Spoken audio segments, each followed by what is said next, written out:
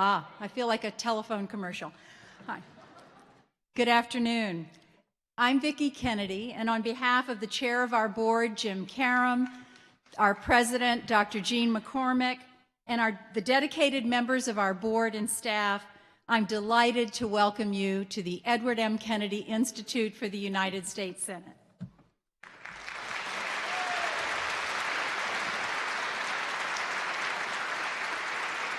We are so pleased to be joined by so many dedicated leaders in the Boston community, including members of the Diplomatic Corps, elected members of state and local government, and steadfast supporters of this institute, especially members of the 1787 Society and of the Kennedy Staff Club, who are here today and whose contributions and support of this institute make possible exciting programs like the one we're having today.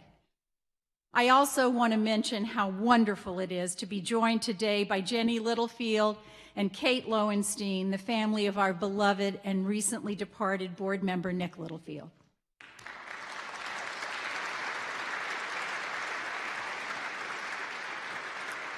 Nick loved the Kennedy Institute with a passion, and he played a critical role in bringing this institute to life and making it the success that it's become. Exactly 2 years ago today, we officially opened our doors to the public with a goal of encouraging more active citizenship. My late husband, Senator Edward Kennedy, believed in the power of each of us to make a difference. And he believed fervently that public service was a noble profession because it had the power to improve lives of men and women in this country and around the world. Our special guest today has spent a lifetime in public service, from mayor to congressman to the United States Senate and to presidential candidate. He spoke up and spoke out and inspired a generation. Because of him, millions of Americans have become inspired to get involved, many of them for the first time. We've seen the results of that increased involvement in a poll the Kennedy Institute is releasing today. Specifically, we found that there has been a significant uptick, an 8% increase from this year from last year in the number of Americans interested in being more politically and civically involved.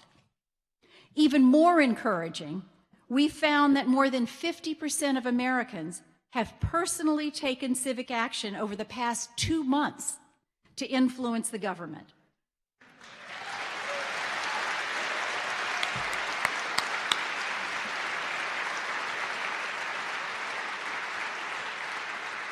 They've done this by contacting their members of Congress, contributing time or money to a public policy or grassroots organization, posting to social media, boycotting a company or corporation, attending a protest or rally, and sometimes a combination of these activities. Stated another way, it seems that an increased number of our fellow citizens are feeling the burn.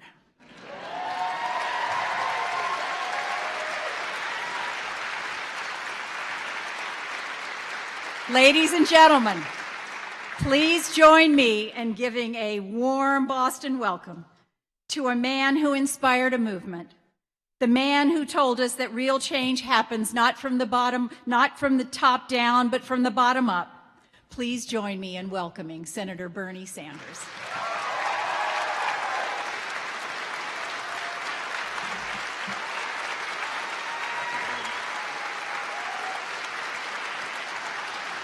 Thank you.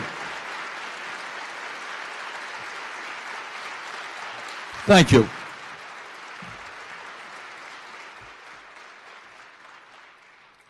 It's a strange feeling being here because I thought I left the Senate yesterday, and here I am again. I want to thank Vicki Kennedy for all that she does in so many areas. and for her very, very kind remarks. But I have to say that in all due respect, I think the fact that millions of Americans are increasingly engaged in the political process has nothing to do with Bernie Sanders and everything to do with Donald Trump. And I hope very much that trend continues and accelerates. It is an honor. It is an honor to be here today, and I want to thank the Edward Kennedy Institute for inviting me. It was a thrill of a lifetime to have known Ted Kennedy. When I was first elected, I don't know if Vicki remembers this or not, but in 2006, when I and a number of others were newly elected to the United States Senate, Senator Kennedy and Vicki invited us over to their home in D.C. We had a wonderful, wonderful evening. At that point, I was begging Senator Kennedy for the opportunity to serve with him on the committee that he chaired, the Health, Education, and Labor and Pension Committee. And a few days later, he gave me the thumbs up that I was on the committee, and that was just a wonderful moment for me. So I had the opportunity to serve under him as a chair and to do my best in trying to follow his leadership then and today in fighting for the rights of all Americans. One of the areas, it would take us a whole speech here just to talk about Ted Kennedy, and all of you are more familiar than I am with the enormous accomplishments that he brought for our country, that in fact, there are historians who will say that above and beyond his views as a legislator, as a member of the United States Senate, he may have well been the great United States Senator, the greatest United States Senator in American history.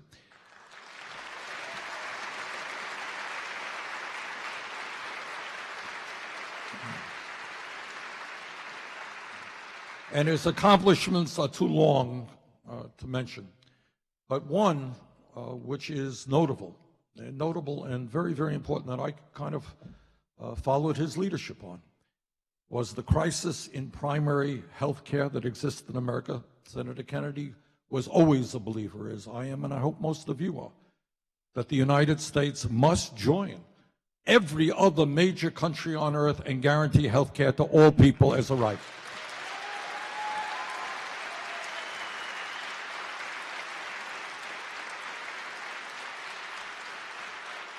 That is what Senator Kennedy believed. That is what most Americans believe, and that's the fight we are going to continue. And of course, Senator Kennedy was active in the struggle for the Affordable Care Act. Didn't go as far as many of us would have liked it. But we are damn well determined not to see it repealed. We're going to build on it, not destroy it.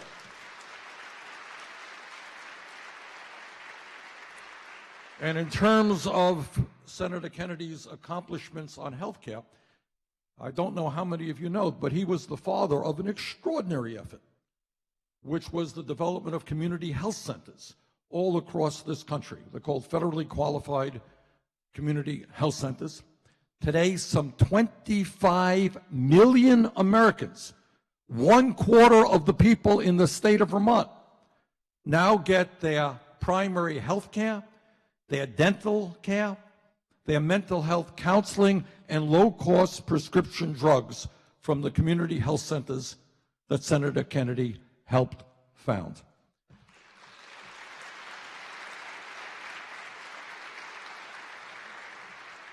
So I'm not gonna, I got 2 pages here of Senator Kennedy's accomplishments dealing with the children and dealing with the elderly and the sick, but you know them as well as I do. Let me get to maybe some of the issues that are on our minds today. And there are just a few points that I want to make to you this afternoon. And the first point is, please never forget that today in America, we live in the wealthiest country in the history of the world. Now, why is that important? Why is that important to remember? It's important to remember that, because when people, whether it's President Trump or anyone else, tells us we cannot afford health care, we can't afford education, we can't afford to take care of our children, they are not telling the truth. We are not a poor country. We are the richest country in the history of the world.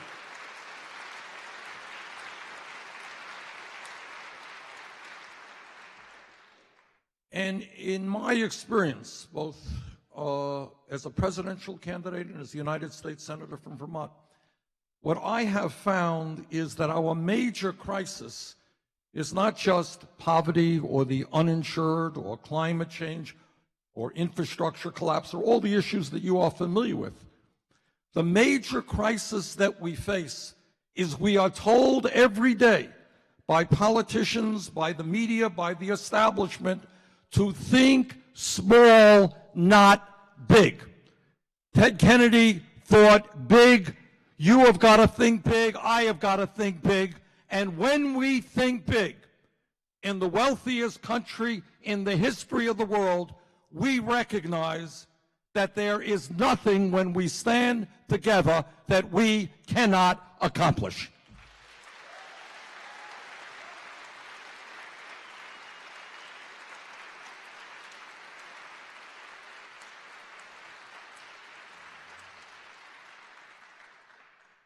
Now, one of the issues, and again, when we talk about issues, it is absolutely imperative that you not go to television or the front pages of the newspapers to tell you what is the most important issue facing you and your family, because they very often get it wrong.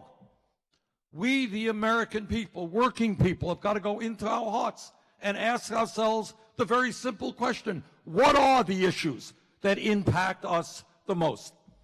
And one of those issues is that for the last 40 years, and this has not been a media issue, but for the last 40 years under Democratic presidents, under Republican presidents, the great middle class of our country, once the envy of the world, has been in decline.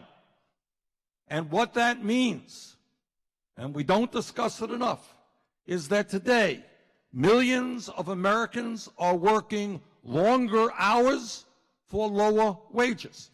In my state of Vermont, and of course it's true in Massachusetts and all over this country, people are not working one job, they're working two jobs, they're working three jobs to cobble together the income they need and the health care they need to take care of their families. The decline of the American middle class means that millions of our people are worried to death not only about their own futures, they are worried about their kids. Because for the first time in the modern history of this country, it is likely that many of our children will have a lower standard of living than their parents. When we talk about the decline of the American middle class, we have got to understand that millions of decent paying jobs that gave people dignity, gave people purpose, gave people decent wages to take care of their families, were shipped abroad by profitable corporations who cared nothing about the workers who made them wealthy, but went all over the world looking for the lowest possible wages.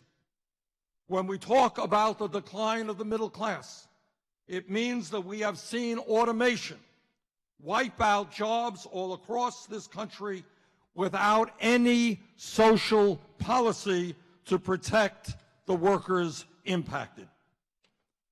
Automation is not a bad thing. It is a good thing. But it is humanity that should determine what automation and technology does, not the other way around.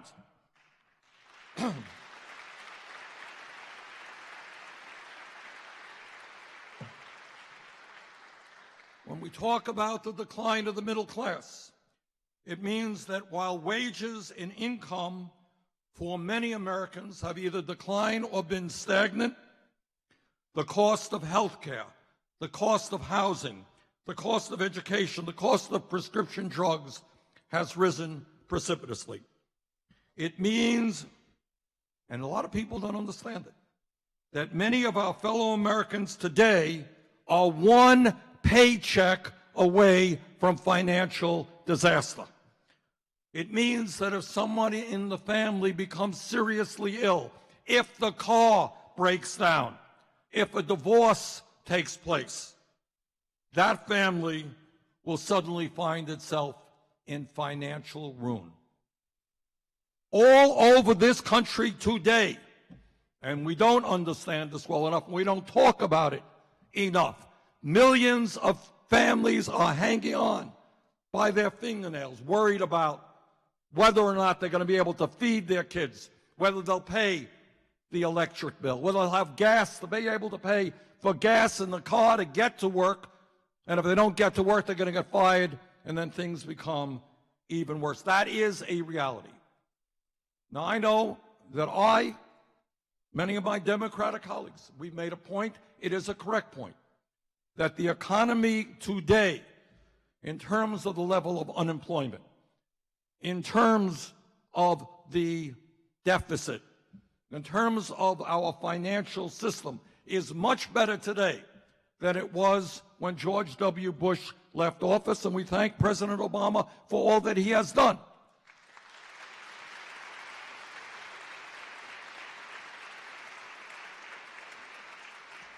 But, and here is the point that many have missed, that yeah, the economy is better.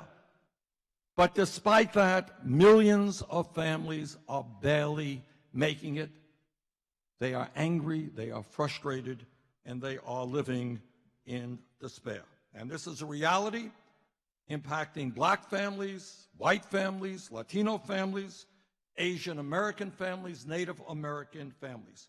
And this is a reality that so many of our people are living in distress and despair we cannot afford to ignore any longer. During the last 2 years, I have had the honor and the privilege to travel all across this country. And I have talked to working people from coast to coast. And you know what? No worker in this country can make it on $9 or $10 an hour, yet millions are forced to do that. And that is why, as a nation, we have to understand that a $7.25 minimum wage at the national level is an insult. We've got to raise that minimum wage to a living wage, $15 an hour.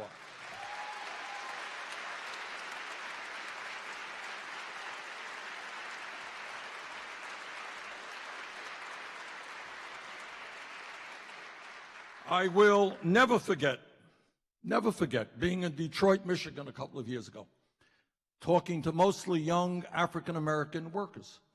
They were working in McDonald's and other fast food places literally for $7.25 an hour. They couldn't even get 40 hours of work at the place. They got 20 hours a week, got on a bus, went someplace else, went someplace else to cobble together the income that they needed. Our principle, our goal must be to say that in America, if you work 40 hours a week, you are not living in poverty.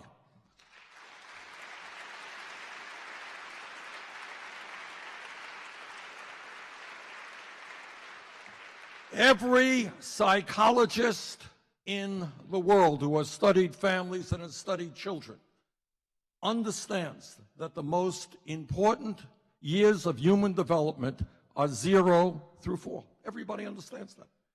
And everybody also understands that the vast majority of women today are in the workforce. And yet what also we understand is that if you are earning $30,000 or $40,000 a year, $50,000 a year, how in God's name can you afford quality child care at $10,000 or $15,000 a year?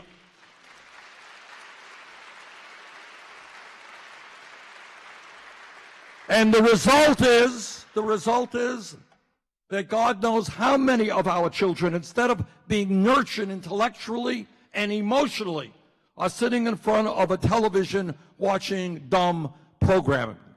So please do not lecture me, my Republican friends, on family values until we have universal quality child care for every family in America.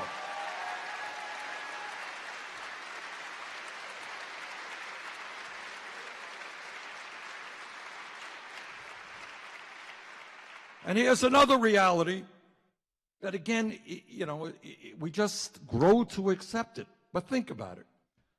Over 100 years ago, when we read about these things in textbooks, when we were kids, we saw workers marching throughout America, the streets, major cities. They held up these huge banners. And those banners said, "We are human beings. We are not beasts of burden. We want a 40-hour-a-week work week so we can spend time with our families, we can study, we can get the education that we want." 100 years ago, workers stood up and fought for a 40-hour work week. And yet, today in America, the average full-time employee now works 47 hours each and every week, and nearly 40% work at least 50 hours a week.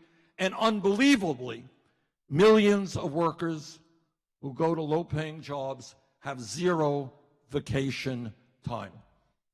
So when we talk about human dignity, when we talk about family, when we talk about parents having the opportunity to spend meaningful time with their kids, maybe we should address the crisis of the overworked American and make sure that people do have the time to live their lives other than while at work.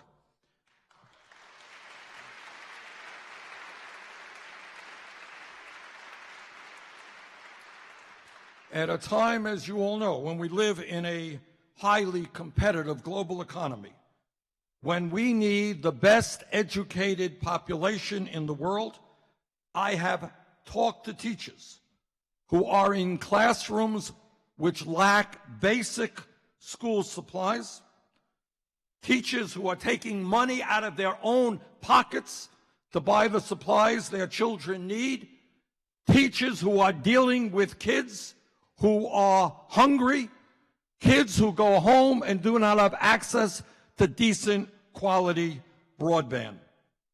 This is the United States of America, and loudly and clearly, we must make it clear that the future of this country is with our children. We should not be having the highest rate of childhood poverty of almost any major country on earth. That is a disgrace.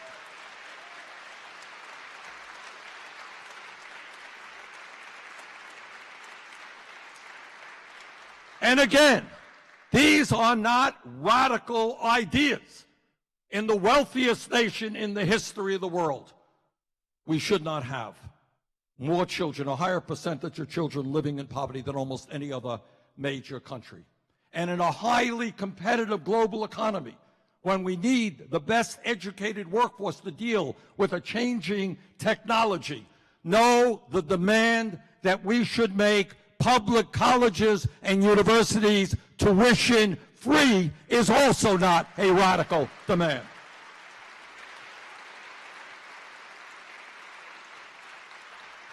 It is not a radical demand, it is a common sense demand if we want to have a strong economy in the years to come. I remember a couple of years ago, I was talking to a group of people in Washington, and I said, in Scandinavia, in most of the countries in Scandinavia, college is free. Some young man jumped up and he says, "No, Senator, you're wrong. I come from Finland. College is not free. They pay us to go to college." Point being, and this is such a no-brainer, how do you compete in a global economy where technology is changing every day unless the word gets out to every kid in America that if you do well in school when you're in the 4th grade, you know what? You are going to be able to go to college, and you are going to be able to make it into the middle class. Now, I have also, in terms of what's going on in our country. I have talked to older workers, and you want to know, these are the issues that Trump picked up on. If you are 50 years of age, and you are 55, and you're 60, and you're going to be retiring in 5 years, truth of the matter is that millions of those older workers are scared to death because when they are about to retire, they literally have saved nothing for retirement. Put yourself in the place of a 60-year-old worker. You're going to lose your job in 5 years. No more income coming in. And you have almost nothing preparing you for retirement. At the same time, as you're seeing on TV, some of my Republican colleagues talking about cutting Social Security. That is scary. That is frightening. And that is why so many people in this country are living in anxiety. When we talk about health care, and you all know this, I have talked to doctors in my own state of Vermont and all over this country. And you know what they tell us? They tell us that people are dying by the thousands in this country because they don't have health insurance or their deductibles are too high. What do you think happens if you have a high $5,000, $10,000 deductible, or maybe you are one of the 28 million Americans who have no health insurance? Obamacare added 20 million to the ranks. That's great, but we still have 28 million who have no health insurance. What happens if you have a pain in your chest, or maybe you have a lump in your breast, but you don't have any money? You can't afford the deductible. What you say is, well, you know what, it'll get better. I'm not going to go to the doctor. But it doesn't get better. And 6 months later, you go into the doctor's office and you're really sick. And the doctor says, why didn't you come in here when you first saw your lump? Why didn't you come in here when you first felt your symptoms? You say, well, doctor, you know, I didn't have insurance, or I couldn't afford the deductible.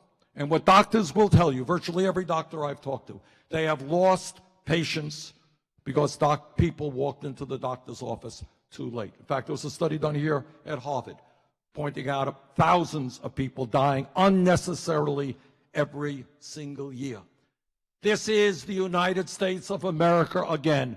People should not be dying because they cannot afford to go to the doctor.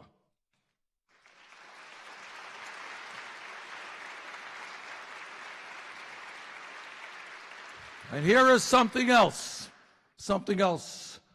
that is truly frightening. And that is, in many parts of this country, if you can believe it, life expectancy, how long we live, is going down.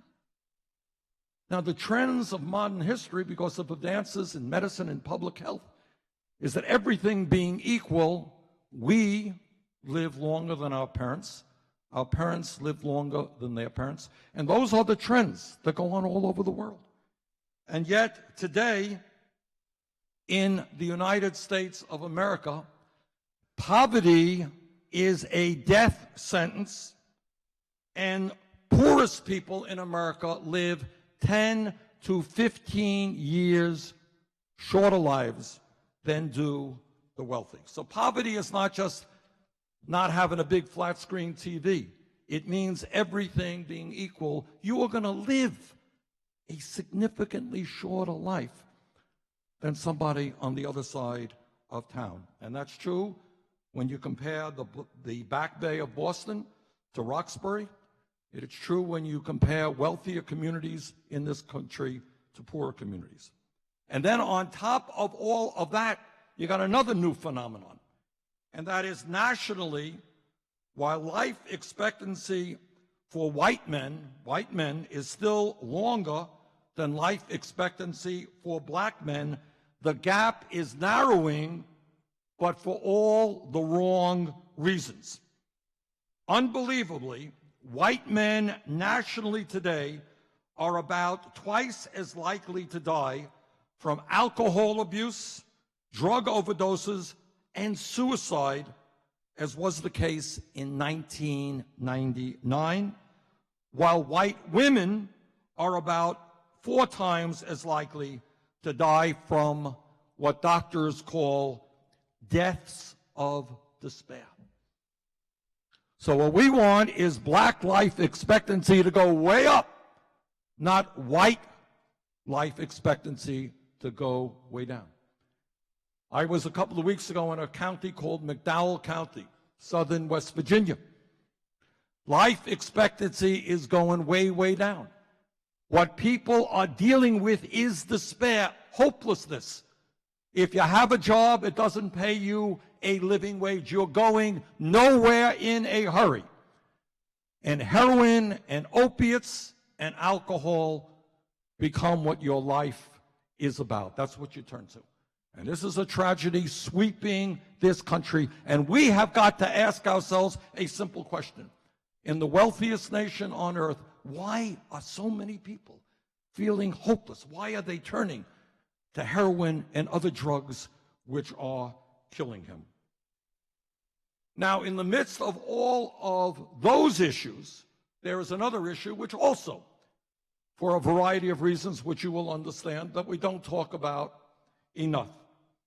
And that is, while working people, lower-income people, middle-class people, here in Massachusetts and Vermont and all across this country are struggling economically, we have seen in the last 35 years a massive, underlying massive transfer of wealth going from the middle class of this country to the top 1/10 of 1%.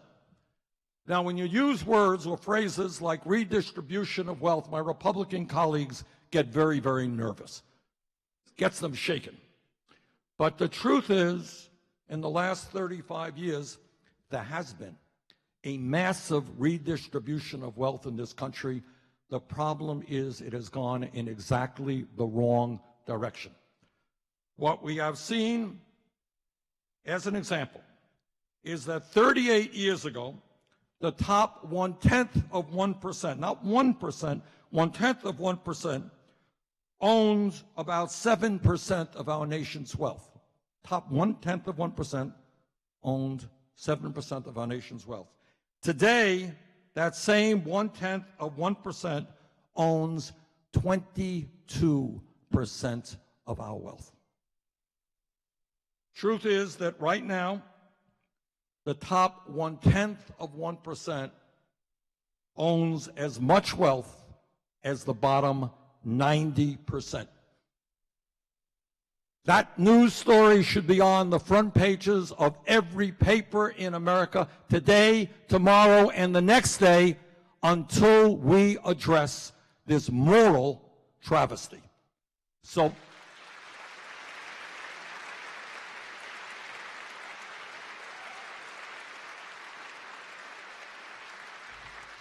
as Pope Francis reminds us, this is not just an economic issue, and it is a very significant economic issue. This is a moral issue. And as a nation, we have got to determine whether it is acceptable to us that so few have so much while so many have so little. Today in America, 20 people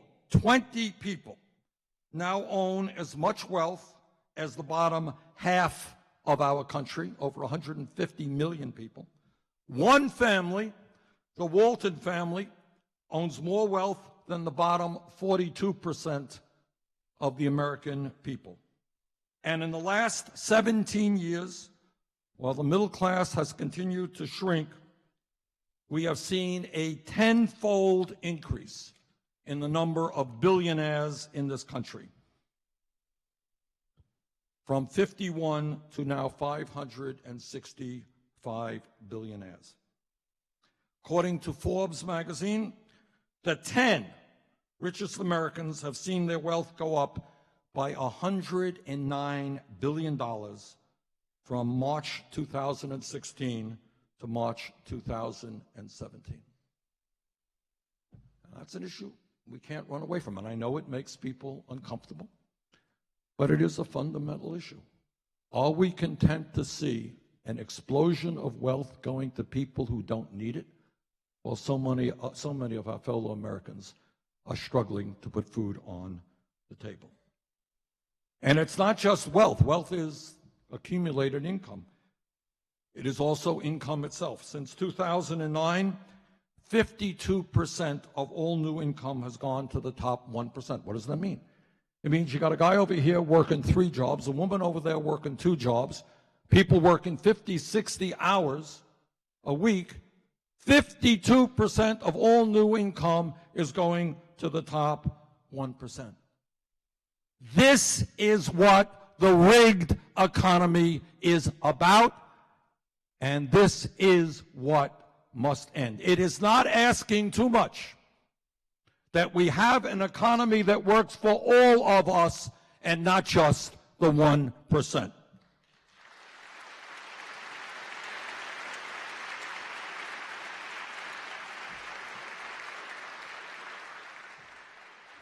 But here's what makes a bad and scary situation even worse. And that is, it is not just a rigged economy, a grossly unfair economy that we have to address. It is a corrupt political system.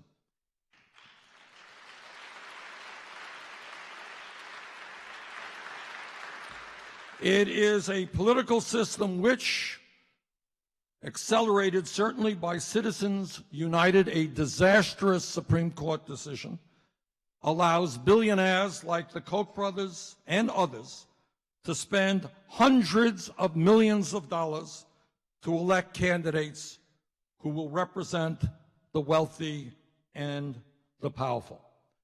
Now, I come from Vermont, and every March we have town meetings where people come together in towns of 300, 500, bigger towns, to talk about how much they're going to spend on education, on the roads, et cetera, et cetera. And what town meetings are about in Vermont, a one person, one vote. And that's what I happen to believe democracy is about. One person, one vote, not billionaires buying elections.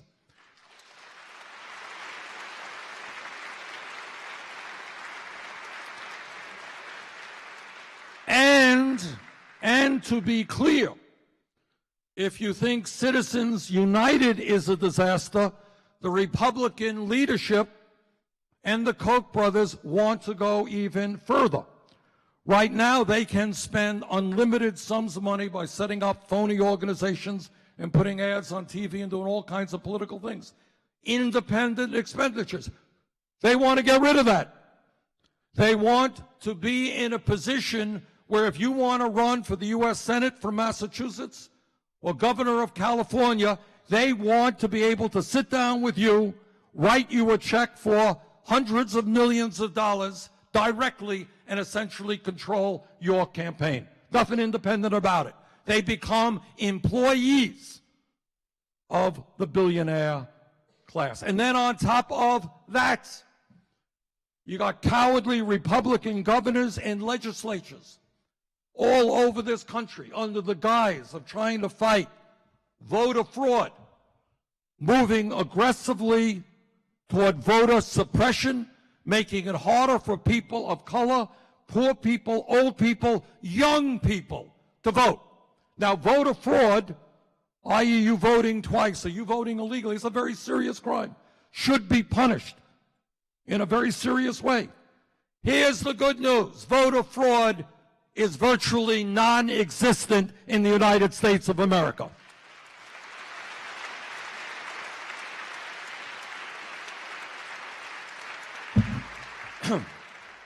But cowardly Republican governors and legislatures are using voter fraud to come up with ways to make it harder for people to participate. You know, I've been in many campaigns. And honest to God, it has never, and I know what parts of my state are strong for me, what parts of my state are weak for me. It has never occurred to me, nor I think most people who seek office, to figure out a way to keep people from voting because they might vote against you. If you can't win an election on your ideas, then get the hell out of politics. Let somebody else get in.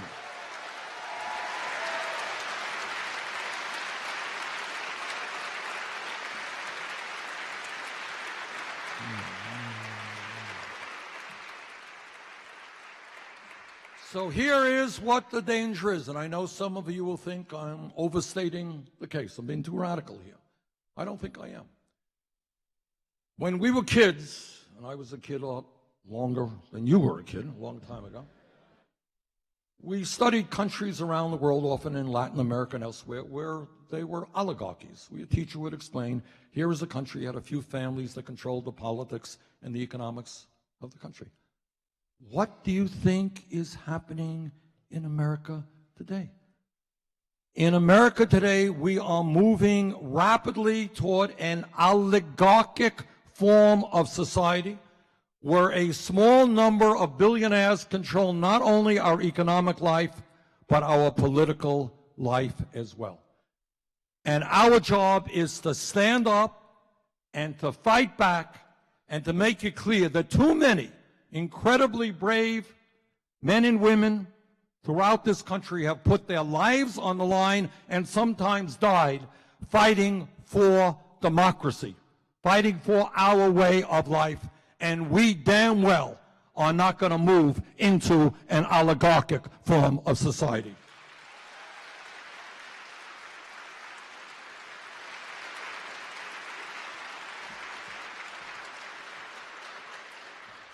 Now, some of you may have heard that we had an election in November and that Donald Trump won the presidency. So what about Donald Trump? How does he figure into all of these things? And I think a lot of people don't get it. I really think they don't get it. If you sit home and you think, well, Donald Trump won because all of the people who voted for him are racists or sexists or homophobes, I think you got it wrong. I think what Trump understood is there's a lot of pain in this country. And what he did is develop campaign rhetoric and proposals which dealt and addressed some of those issues. The only problem is that Donald Trump lied. And I know that will not come as a shock to many Americans. He told the American people during his campaign one thing, but the day after he was inaugurated, he began to move this country in a very different way. Donald Trump said that he was going to stand up for working people and he was going to take on the establishment. So I tell President Trump, you are not standing up for working people when you support a health care proposal that throws 24 million Americans off of health care, cuts Medicaid by over $800 billion, substantially raises premiums for older workers, and denies 2.5 million women the opportunity to continue the health care they're getting at Planned Parenthood. And then, in that same legislation, you provide $300 billion in tax breaks for the top 2% and hundreds of billions more in tax breaks for insurance companies and drug companies. President Trump, that is not standing up for working people. That is wrecking the lives of working people.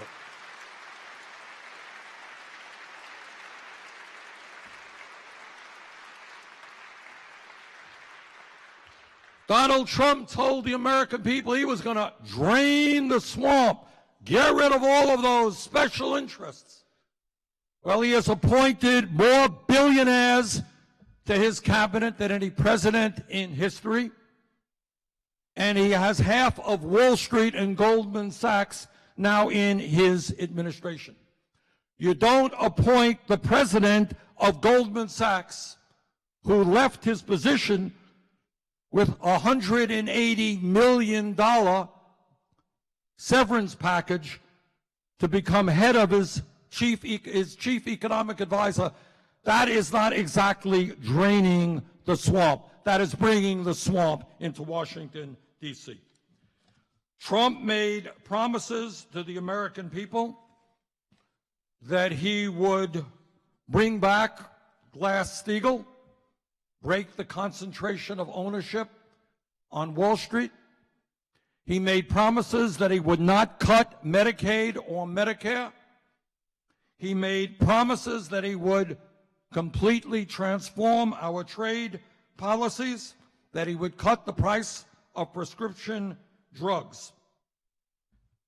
He has not only not moved in that direction, the budgets that he has presented are some of the worst and ugly budgets ever presented in American history.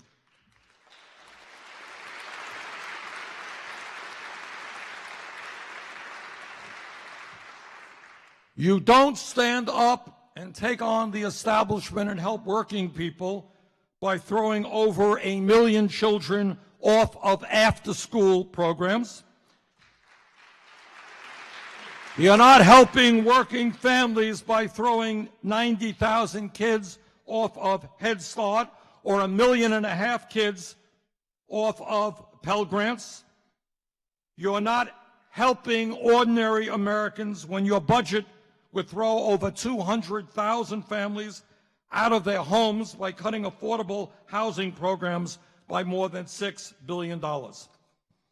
You're not helping working families whose relatives are dying of cancer when you slash funding for the National Institute of Health by $5.8 billion.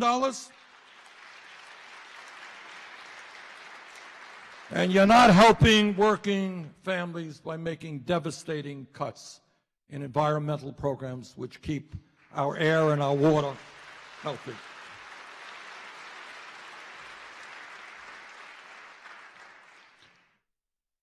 For those who know me, most of you don't know me well, I am not the world's most partisan guy.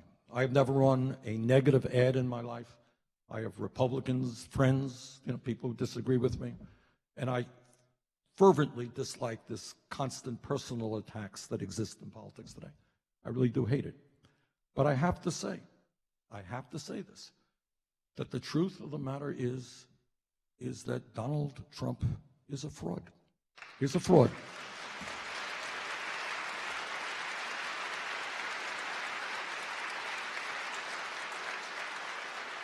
Look, if he had campaigned for president, as some have, had the guts to do it, George W. Bush did, have the guts to say, look, I happen to think we should give billionaires tax breaks.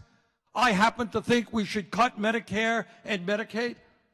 I happen to believe we should cut programs for hungry kids. Let people make a decision. Campaign on that if that's what you believe. Fair enough.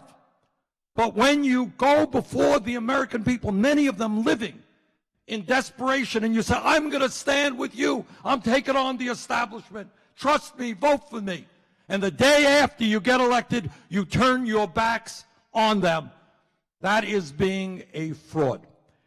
And our job right now, more than any time, and Vicki Kennedy was saying, we're seeing more people involved in the political process. We had a women's march a couple of months ago, unprecedented in American history. Millions of people coming out on the streets.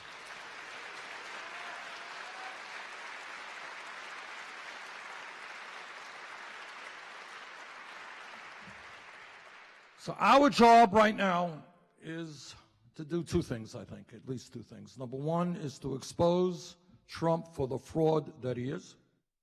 And number two, to bring the American people together around a progressive agenda. And here is the good news. I think Ted Kennedy always knew that, and I know that the ideas that we talk about are not radical ideas, they're not fringe ideas. They are the ideas supported by the vast majority of the American people.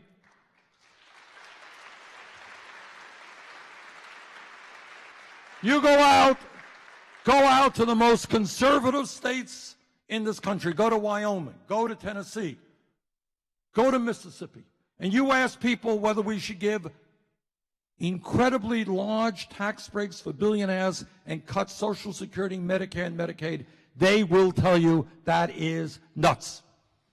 If you ask people, should we raise the minimum wage to a living wage? Should we have pay equity for women? The American people say, yes, that's what we've got to do.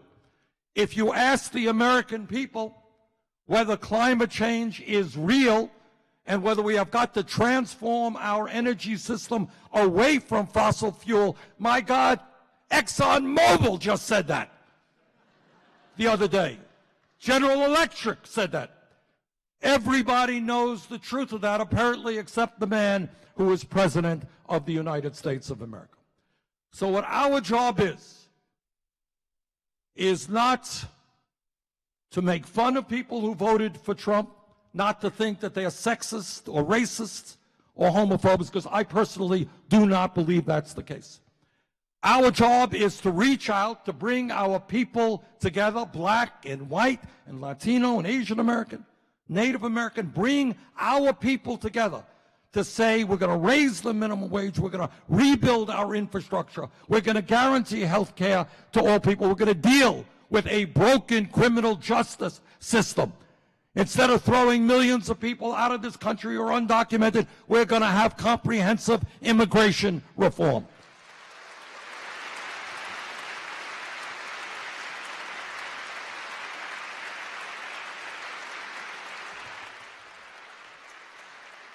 So that is what our challenge is, and I believe we can do it. But to do it, my one request of all of you is go outside of your zone of comfort.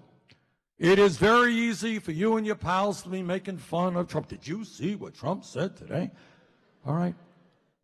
Go outside of that area. Start talking to people who may have voted for Trump and ask them whether they voted for massive cuts in Medicaid, massive cuts in Pell Grants, massive cuts in environmental protection. And I think you're going to get some surprising answers. So let us as a nation work together. Let us bring our people together. Let us not allow Trump or anybody else to divide us up based on our religion or the country we came from. When we stand together fighting for the rights of all people, when we demand a government that represents all of us and not just the 1%, extraordinarily beautiful things are going to happen in our country. Thank you all very much.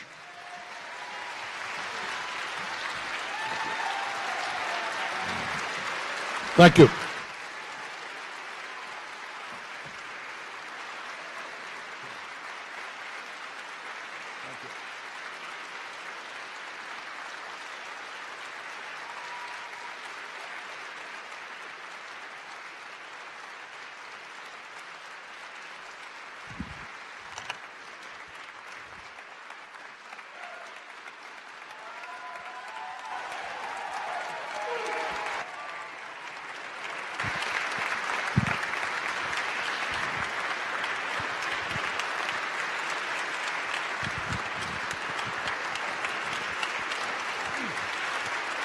Thank you. Well, hello, everyone. I'm James Pindell. I'm a political reporter at the Boston Globe. The Institute has asked me to sort of cull together some of your questions, and they handed me a binder full of questions that were submitted when you submitted your RSVP to get in here. I think there are over 2,500 people on the wait list to get in here. I don't know if you're used to these crowds. I am, of course, Senator, but I'm sure I'm the big draw today. I want to start with a couple of questions of my own and integrate those with the questions of the people have submitted. Step back a little bit, Senator, and try to explain this moment we're at in American politics, and particularly within the Democratic Party. There are two schools of thought. One is that if there was just a different Democratic candidate that ran against Donald Trump, that the winning coalition for Obama would be a winning coalition once again. The other school of thought is that we're in a moment of transition, and that the winning coalition for Democrats in the future will be a different winning coalition. Which moment are we in? And if it's a different coalition, what does it look like? Okay. That's a very fair question. I would look at it a little bit differently. And again, I'm sure I'm going to offend half the people in this room. But so be it. I don't, when you look at Trump's victory, and again, let's not for a moment forget that Hillary Clinton got almost 3 million more votes, popular votes, than Trump got. And let's not for a moment look at, whether we thought Hillary was as strong or not as strong candidate as should be. That's a good question, but not for now. But let's look beyond that, because it's not the presidential election. It's not just Hillary Clinton. We have to explain, given the fact that the Republican agenda and the Republican Party has moved from being a center-right party, which is traditionally what the Republican Party has been, to now a right-wing extremist party, way out of touch ideologically with where the American people are coming. How does it happen that the Republicans now control the U.S. Senate, control the U.S. House, control almost two-thirds of the governor's seats in this country, and in the last 8 years have won some 900 legislative seats throughout this country? How does that happen? So it's not just looking at the presidential election. And now let me offend everybody in this highly democratic state and say that, in my view, Trump did not win the presidency. The Democratic Party lost the presidency.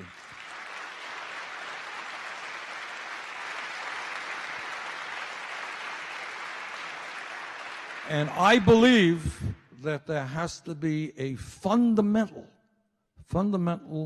restructuring of the Democratic Party in terms of how it functions and in terms of what it believes. James, the point that I just made a moment ago is that ideologically, on all of the ideas that I talked about and that many people in this room hold, that is what the American people want. The American people do not agree with Paul Ryan that we should make massive cuts in Medicare or Medicaid, or that we should ignore climate change. Very few people believe it. Yet these guys are winning elections all over this country. How does it happen? So it happens, I think, because for a variety of reasons, the Democratic Party has lost touch with the working families of this country. There was a time,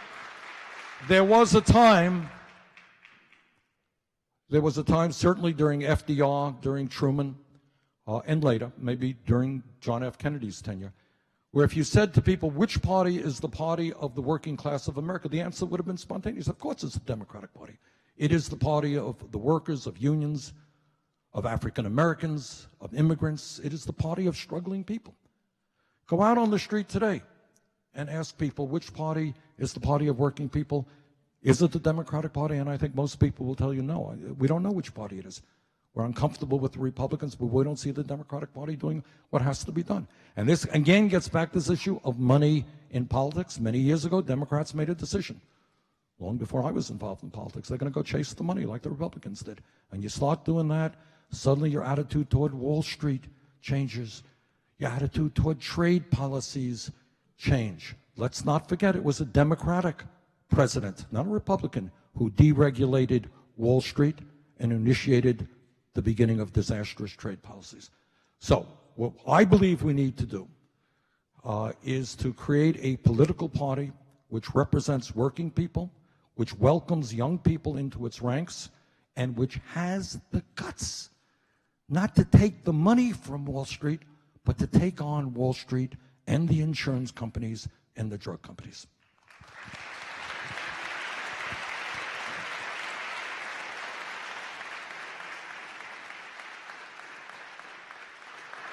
Senator, when this institute began exactly 2 years ago today, we've heard endless stories about Senator Kennedy. And one of the things was that no matter if it's a Republican Senate or a Republican president, he was always able to find the one issue of agreement or a couple of issues of agreement with the other side and work constructively. Is there one area, maybe it's veterans issues, that you think you can work with Donald Trump? And have you begun that conversation? I mean, look, as I mentioned a moment ago, during his campaign, Trump said a lot of very important and, in my view, correct things. All right? He said that the pharmaceutical industry, I think this is a correct quote, is getting away with murder. I think that was the quote. And on several occasions, he talked about how outrageous it was that our people pay by far the highest prices in the world for medicine. It's an issue I have been working on for a very long time. Ted Kennedy worked on it. All right? We have introduced legislation. If he is serious about taking on pharma and the big drug companies, I would be delighted to work with him on that issue. He has talked again correctly about a crumbling infrastructure. The American Society of Civil Engineers tells us that we have over $3 trillion in unmet infrastructure needs in this country. And we all know it. We see it every day in roads and bridges and water, etc. If he is serious about rebuilding our infrastructure and not simply using it as a means to give tax breaks to Wall Street, yeah, we can work together on that as well.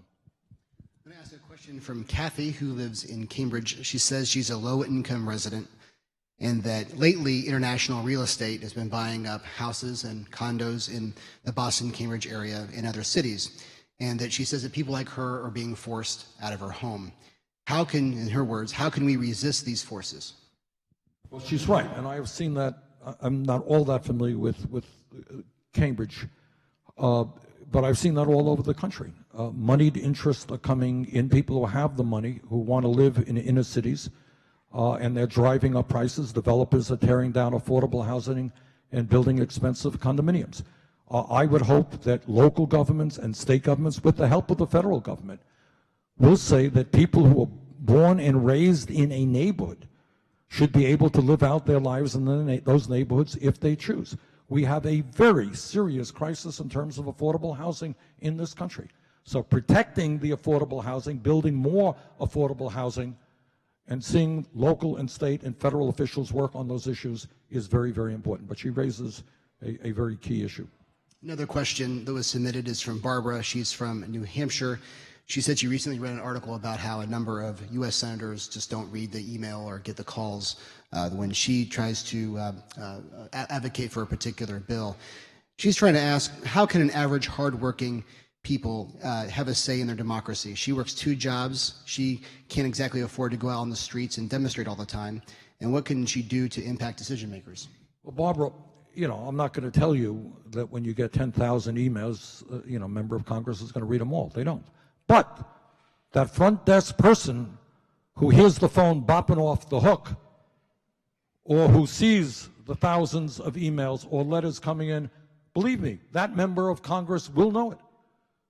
And you're going to see somebody going in, hey, Senator, I just wanted to tell you that today we got 14,000 emails about your attempt to repeal the Affordable Care Act. So what I want to say to Barbara, and this is my view, I think the reason that we were successful in defeating this disastrous Trump-Ryan health care bill was precisely because people all over this country stood up and fought back. You will remember seeing on television Republicans going to town meetings, and usually they have 40 or 50 folks coming about, and they could talk about how they want to cut Social Security and Medicare. Suddenly 1,000 people showed up. And people stood up, and a guy stands up and says, you know what? You repealed the Affordable Care Act. My wife is going to die. And you know what? I'm not going to let you do that. And that congressman suddenly says, have a nice day, and he gets out the back door. Because thousands of people now are beginning to catch on to what he is about. You know, Vicki Kennedy raised this issue at the very beginning about public consciousness, about how many people get involved. There is no question in my mind, none, that in states, for example, like Kentucky, 2 United States senators, Wisconsin, 1 Republican, 1 Democrat, states that benefited extraordinarily from the Affordable Care Act. In West Virginia, the rate of uninsured went from 17% down to 7%, a huge achievement. And yet you got a senator there who is prepared to kill that bill. Kentucky, Mitch McConnell is leading the effort to repeal the Affordable Care Act, despite the fact that his state may have benefited as much as any state in the country. How does that happen? It happens because people are not involved politically, are not aware of what's happening. They go in and they get health care and they say, that's great. I hate Obamacare, but I have really good health insurance. Well, guess who gave you that health insurance? Guess who wants to take that health insurance away?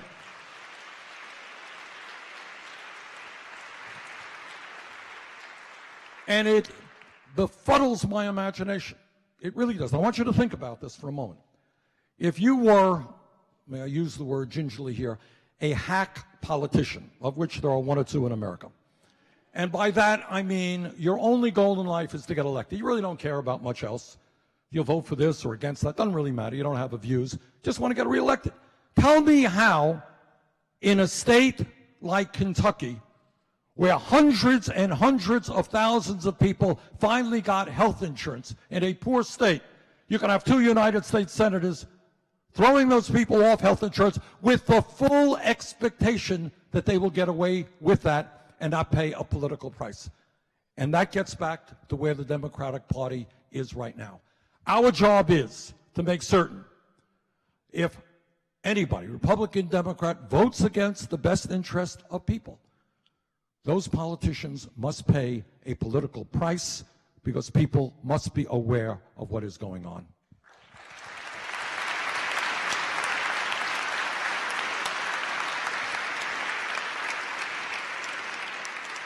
Senator, you had an amazing experience, I imagine, running for president. You wrote an entire book about it. You can plug that, by the way. When you think about that campaign, and honestly think about that campaign, we're here in Massachusetts. Do you think, you know, if Elizabeth Warren had just done one thing and gone with her gut and endorsed you, maybe you'd be the nominee, and maybe more importantly for you, Donald Trump wouldn't be president? Elizabeth Warren is, and you should be very proud of this, Massachusetts. And Elizabeth, you have certainly one of the outstanding senators. And later this evening, actually, Elizabeth and I are going to do an event together because I'm going to do everything I can to make sure she is reelected to the United States Senate.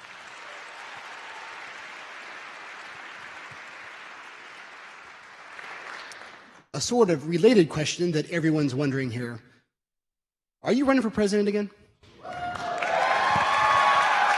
What's the percentage chance right now in your mind? My answer, James, and I think you know what my answer is. And I wrote, here, I'm not here to plug the book. I'm doing that next event, actually. That will be a book plugging event. But if you read the last chapter of the book, it deals with corporate media. And it, you know, it's not my view that the Boston Globe is fake news. Absolutely not. Serious reporting, doing, you know, many ways good work. But too often, media gets involved in what I call political gossip. The issue of today, in my view, is to try to address some of the concerns that I raised about a collapsing middle class, massive levels of income inequality, being the only country, major country, not to guarantee health care to all people. That's what we focus on. We do our work. And election time comes around, things happen. People decide to run, not to run. But it is, you know, and I believe that strongly. And I think for media, it's too easy. I mean, why is the middle class collapsing? What do you think about income and wealth inequality? Let's write about those issues. Let's talk about those issues. Other things then will fall into place. Then people will say, well, look, you know, she's a really great candidate. I'm going to support her. Or he's doing a great job. Let's talk about the issues facing the middle class and working families of our country. Politics will follow, I think, effectively once we do that.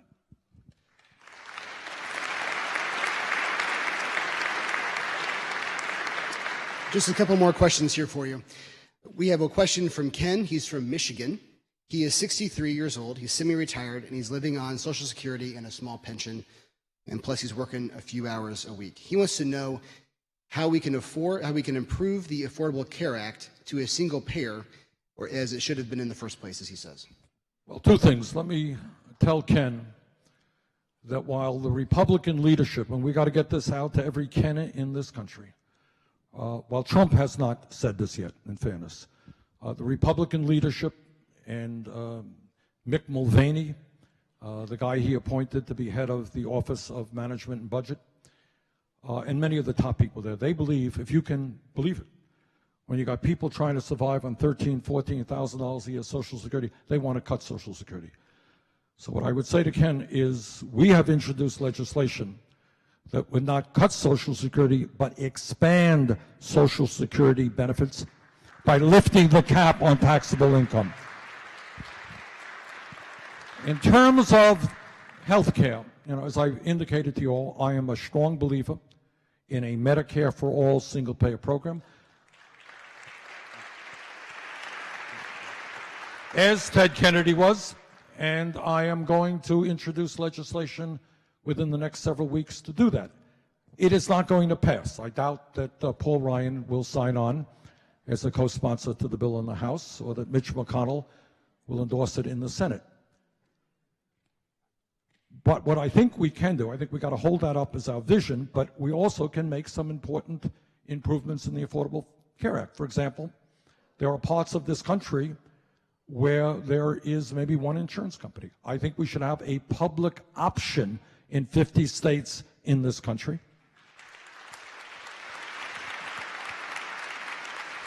Which will lower the cost of prescription, lower the cost of health care.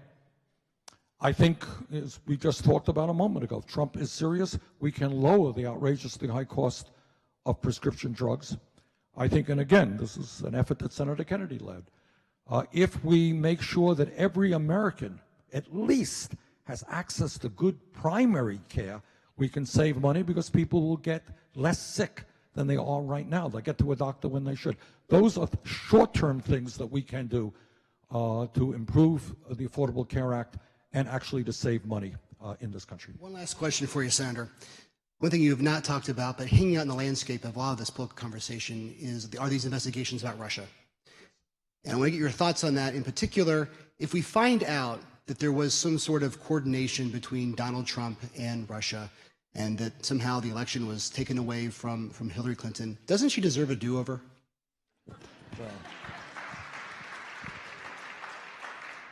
Well, I don't know that the Constitution works that way, but this is what I do think. I think, James, you raised, this is an enormously important issue. You're right, I had it buried somewhere in the speech, but I thought I went on too long. Look, all of you know what is going on, and there are investigation in the Senate Intelligence Committee. I don't know what the House Intelligence Committee is up to now, but they seem to have problems there.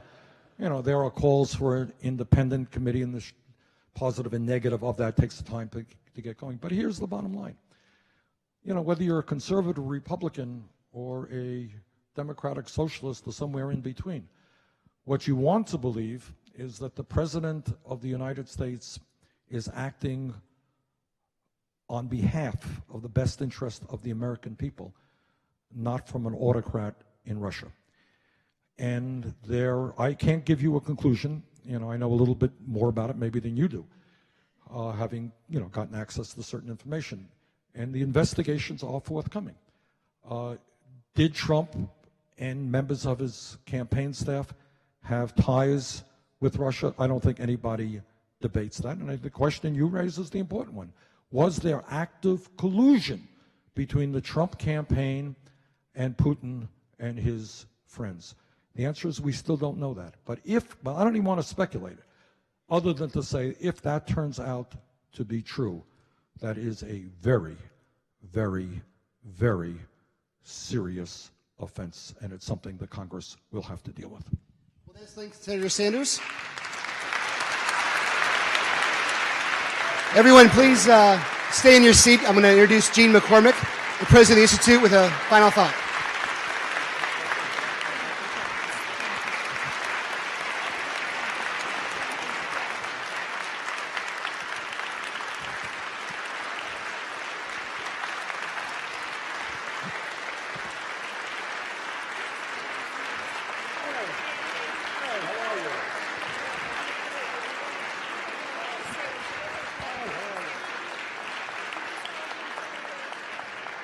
Thank you, Senator Sanders.